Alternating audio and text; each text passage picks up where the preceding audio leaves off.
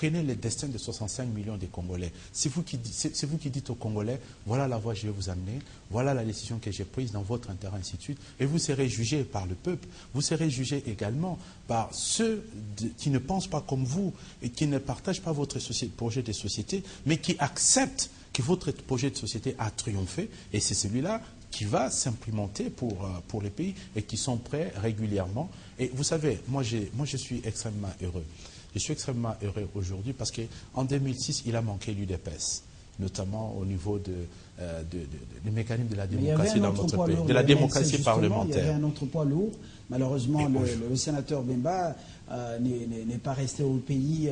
Il a eu des problèmes avec la justice internationale. Mais il y avait un autre poids lourd, le MLC, qui n'était pas un parti moindre. Mais il est présent. Adam Bombol est quand même aujourd'hui candidat à la présidence de la République. On le sait assez proche du sénateur Mbemba, non seulement, mais également, jusqu'à une période récente, il a incarné de tout de même le MLC. Nous savons que nous qui avons été sur les terrains de la compétition législative à la députation, nous avons fait face à des candidats du MLC. Donc ce n'est pas... Et c'est là où il faut aussi...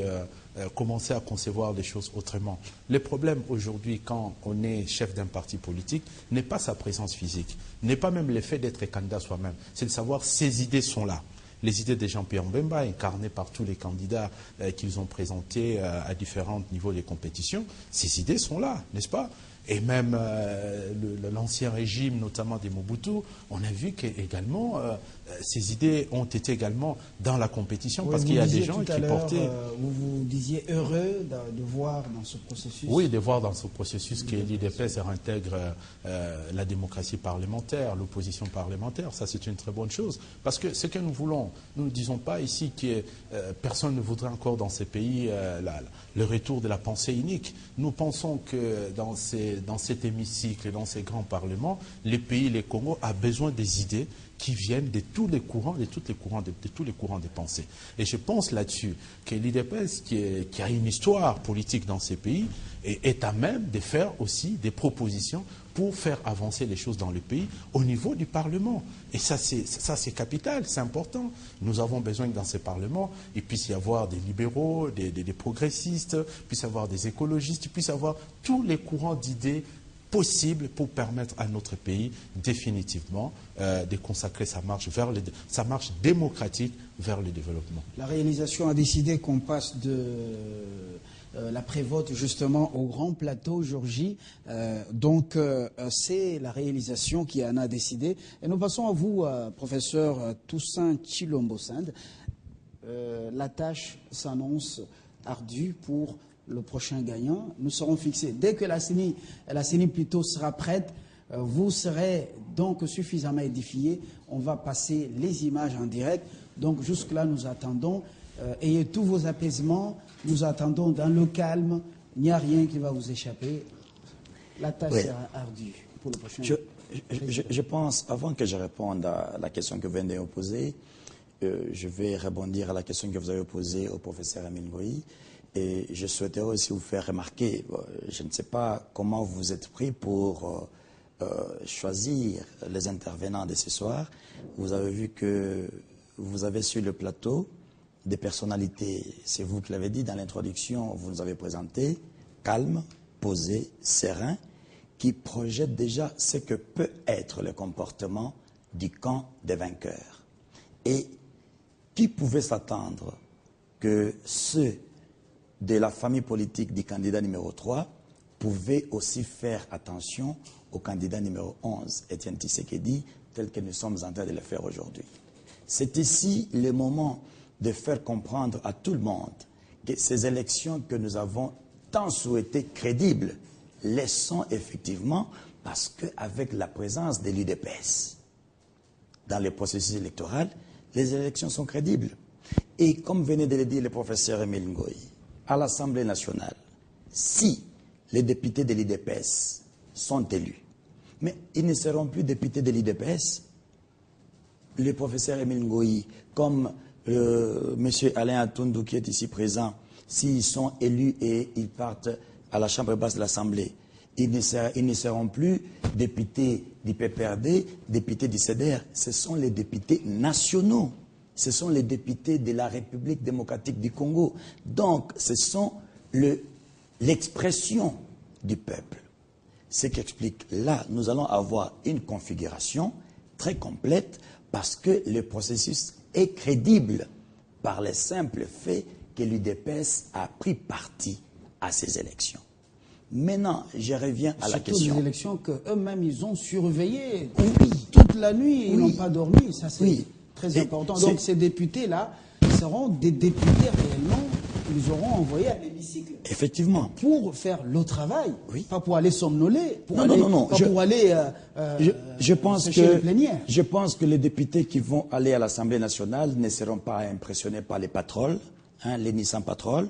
Ce n'est qu'un moyen... Peut-être qu'il n'y en aura pas, les Nissan Patrol. Oui, non, j'ai dit peut-être. Ce n'est qu'un moyen de déplacement. Et je crois qu'ils seront là pour vraiment s'assumer, c'est-à-dire assumer au nom du peuple congolais. Et lorsque vous parliez tout à l'heure avec le professeur Émile Ngoyi Kasongo, vous m'avez tous deux fait penser à un cours que je donne en première licence en sciences politiques et administratives à l'université de Kinshasa, l'exercice du pouvoir. C'est comme ça que s'intitule le cours. Et dans cet enseignement, j'ai fait comprendre aux étudiants que le meilleur conseiller de l'homme de pouvoir, c'est son adversaire. C'est celui qui aura perdu les élections qui deviendra le meilleur conseiller de celui qui va gagner. Pourquoi? De manière gratuite, sans beaucoup d'efforts. Celui qui a perdu, c'est celui qui va commencer à dénoncer. C'est celui qui va commencer à baliser les chemins. C'est celui qui va recadrer les choses parce que lui ne sera là que comme le père Fouettard qui dit attention, on devait et voilà. Donc nous serons face à deux thèses. Il y a la thèse de Platon qui est l'idéal politique, il y a la thèse d'Aristote qui est la réalité politique. Donc, comme mes deux aînés venaient de dire, perdre les élections, c'est un privilège aussi. Parce que celui qui l'exerce, celui qui va exercer le pouvoir, fera beaucoup plus attention à ce que celui qui avait perdu va commencer à dire. Parce que celui-là ne fera que dénoncer là où celui qui exerce n'aura pas bien fait son travail. On ne pourra pas l'arrêter pour avoir dénoncé les méfaits dans le camp de ceux qui dirigent. Non seulement il joue de l'immunité parlementaire, mais c'est son boulot de dire ce qui ne va pas. Mais moi je vous dis aujourd'hui, M. Étienne Tshisekedi peut ne pas être député à l'Assemblée nationale, mais s'il élève la voix pour dire voici ce qui devait être fait en lieu et place de ce qui s'est fait, il sera écouté. Donc, il a une voix qui porte. Donc, quelquefois, il y a des personnes qui ont un rôle capital, un rôle primordial à jouer pour l'avenir de tout un État, de toute une nation, mais qui s'ignorent.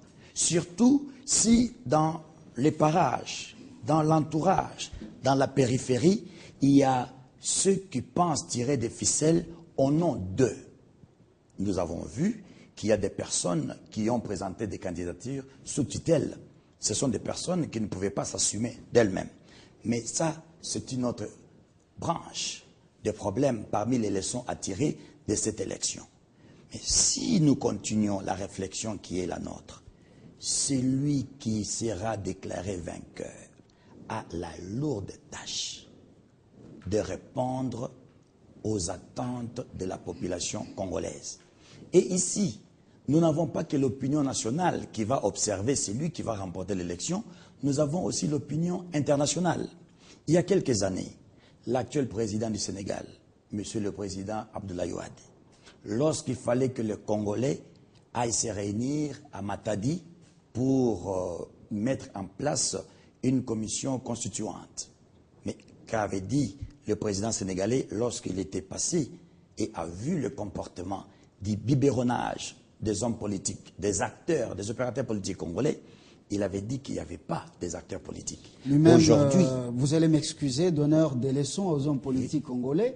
Aujourd'hui, il a des problèmes sérieux avec la classe politique sénégalaise. Je voudrais que nous puissions nous en passer parce que aujourd'hui, il est en passe de briquer un troisième mandat. Alors, voilà. C'est pour dire que l'opinion qu'avaient certaines personnes non congolaises de la classe politique congolaise est en train de changer. Parce qu'aujourd'hui, les acteurs, les opérateurs politiques congolais sont en train de démontrer que ce ne sont plus ces petits-enfants qui ont été considérés il y a quelques années.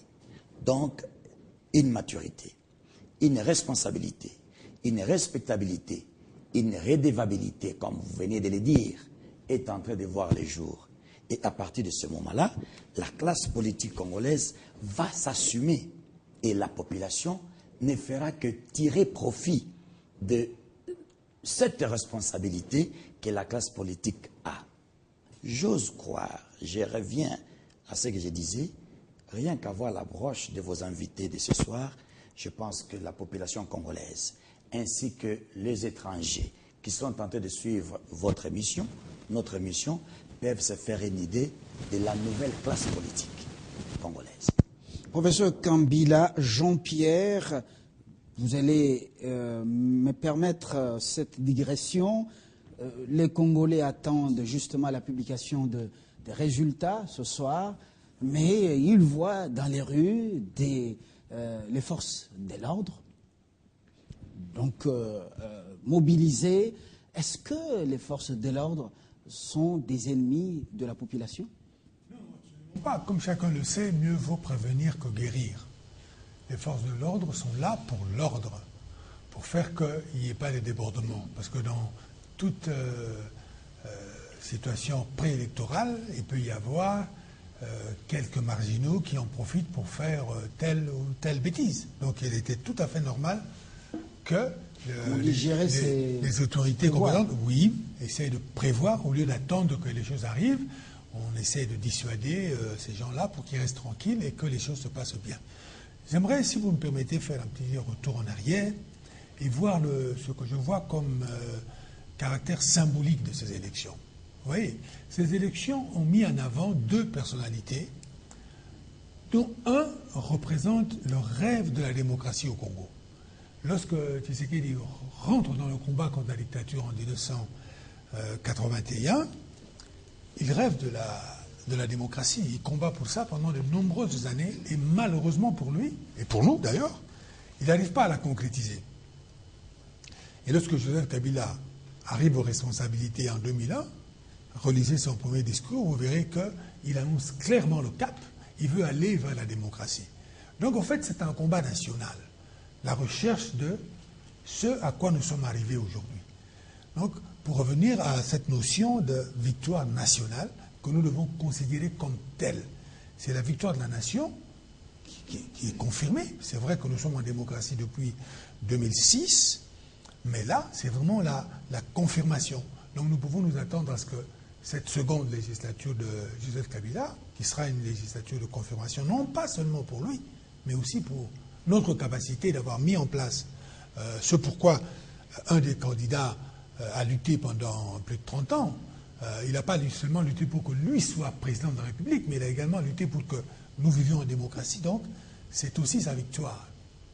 Quelle que soit l'issue que nous attendons d'ici. Donc, vous voulez dire concrètement que ces deuxièmes élections en République démocratique du Congo, c'est aussi la victoire du candidat numéro 11, Étienne Tshisekedi? Exact, c'est aussi sa victoire. Il a lutté depuis 1981 pour ça. Depuis 1981, il veut que ce pays soit démocratique. Ben voilà, maintenant c'est fait. Et lui-même, il est là, il participe à un acte d'une importance symbolique extraordinaire, parce qu'il est en face de celui qui a concrétisé son rêve. Et là, comme on le dirait pour Obama, qui aurait concrétisé le rêve du pasteur King aux États-Unis. Est-ce que c'est une comparaison qui tient la route? Nous sommes dans le même sens, parce que que disent les 13 parlementaires dans leurs lettres? Ils veulent arriver à la démocratie. Qu'est-ce qui se passe en 2006? Il y a quelqu'un qui vient, qui travaille, qui fait des efforts, on y arrive, on fait les premières élections. Bon, bien sûr, il y a eu quelques difficultés, quelques réalisations. Maintenant, c'est la confirmation. On arrive, on confirme, on voit que non, nous pouvons le faire. Et puis maintenant, non seulement on le fait, je crois qu'un des interlocuteurs l'a dit tout à l'heure, il y a presque personne. Personne n'est là pour nous dire voilà ce qu'il faut faire, voilà